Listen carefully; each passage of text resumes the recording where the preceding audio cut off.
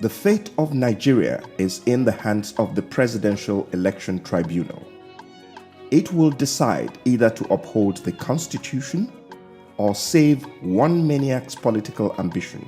The fact is that Bola Tinibu is not qualified to contest election as president. His nomination violates the Constitution and should be nullified. By the Constitution, a candidate that nominates his vice president can only replace the vice president within 14 days. Any replacement of a vice president nominee after 14 days makes the entire nomination invalid. Tinibu first nominated Alhaji Masari as vice president. Masari withdrew from the nomination on June 24, 2022. Tinibu did not replace him until July 2022. This is 21 days, 7 days more than the mandatory 14 days for replacement. This violates Section 33 of the Electoral Act, which requires that any replacement of a vice president nomination must be within 14 days. The APM has proved this fact in the tribunal against Tinibu.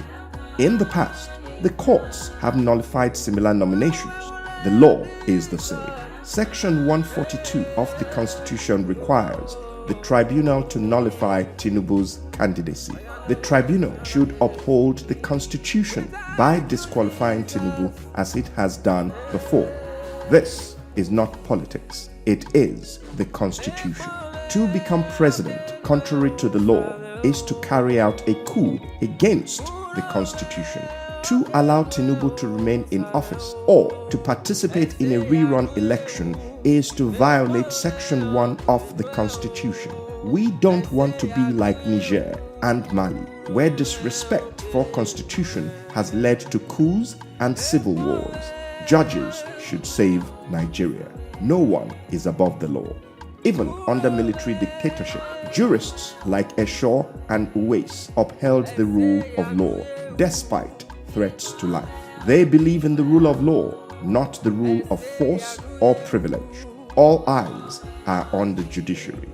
We know that Tinubu's nomination violated the Constitution. He must be disqualified and removed from office. The tribunal must defend the Constitution like the Kenyan Supreme Court that, in the face of threat, nullified the election of President Uhuru Kenyatta. As Justice Oguntade advised, justice must be done even if the heavens fall. When justice has been done, the heavens stay in place. The tribunal should do justice and the heavens will not fall.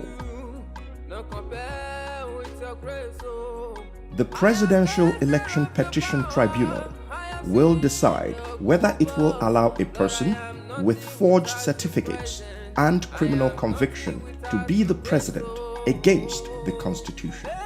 If the tribunal fails to disqualify Ahmed Tinibu, despite clear evidence of forgeries and criminal conviction, and disregards the Constitution, it destroys public integrity in Nigeria. The evidence before the tribunal is clear that a U.S. court convicted Bola Tinibu of drug offense and ordered him to forfeit a huge sum as fine.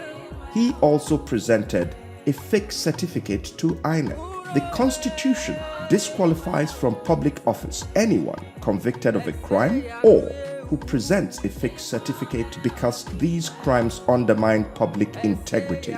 Since 1999, a speaker, a Senate president, and a minister of finance have been removed from office because they presented fake certificates.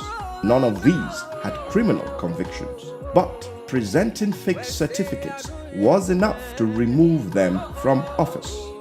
Today, our country is overrun by criminality and forgery. The tribunal cannot continue to encourage crime. We cannot be a republic of fraud. Otherwise, we lose credit and reputation and become a criminal state where even judges themselves will be victims. The tribunal must disqualify Tinibu for certificate forgery and criminal conviction. it must heed the advice of the Supreme Court in Saleh versus Abba that the courts must actively fight certificate forgery and should never allow anyone who presented a fake certificate to contest election in any public office.